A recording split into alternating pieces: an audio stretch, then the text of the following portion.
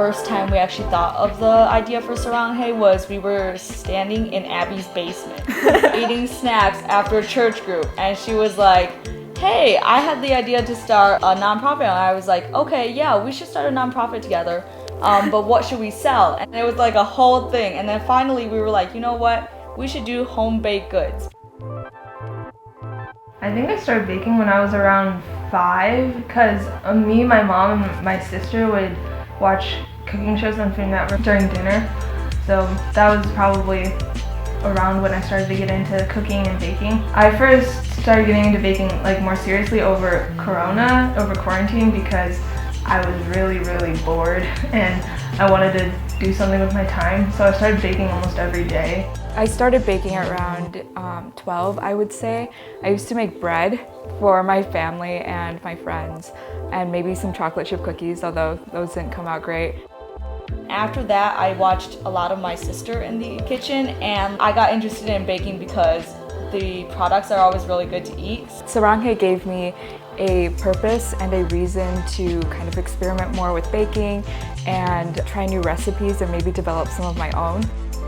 So we first started Saranghae over quarantine because we felt people needed a little more like joy in their lives, and we know baked goods bring a lot of joy. And our original idea was to partner with the UNICEF Coronavirus Relief Fund because the cases were rising like more and more every day, more people were dying. It was a really chaotic time for the country, so we thought like if we can even do like a small thing to help. And from the start, we knew that we wanted to donate all profits to charity because it's important for us to bring joy to our community members with our desserts, but also giving back to the greater community and to support causes that we care about. And then in 2021, we wanted to find a new partnership, and the Atlanta shooting, coupled with the summer protests of 2020, made us want to do something around racial justice. We knew we wanted to go local with our next donation, and Nehemiah just fit the profile. We thought it would be really interesting as for us, like an Asian business, to be involved with an organization that focused mainly on African American racial justice. We wanted to model what it felt like for Asians to be involved in what is mostly a black-white conversation, and also promote respect and understanding among the Asian American community for those in the African American community. A reason we chose Nehemiah is we want the money that we earn from people within our community to go back into our community. Nehemiah does so many things like around the local community.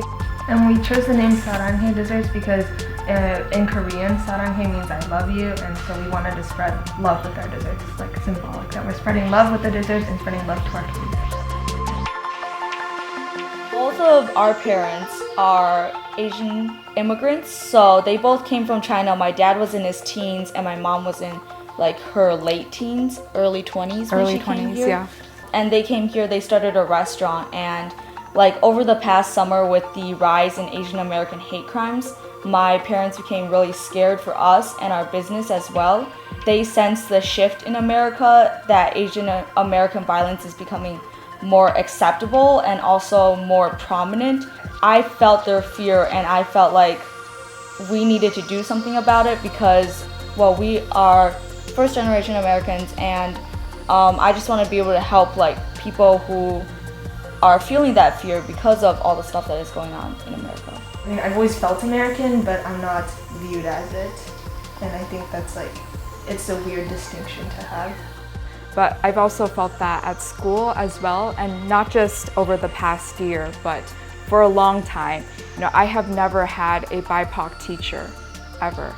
And when there's a lack of representation, when I experience microaggressions from my teachers and sometimes from my classmates too, it really perpetuates the myth that we don't belong here. So where our parents and grandparents could not, I would say, proudly be who they are because of the prejudice and discrimination they would face, we're proud of our identity now for them. We've built a lot of connections within our community through these desserts. Like now I know what my home group leader likes to eat, like on the weekend. She likes babka. So, and we like learn other people's desserts and we learn more about them. And we're able to meet new people through these desserts too, so.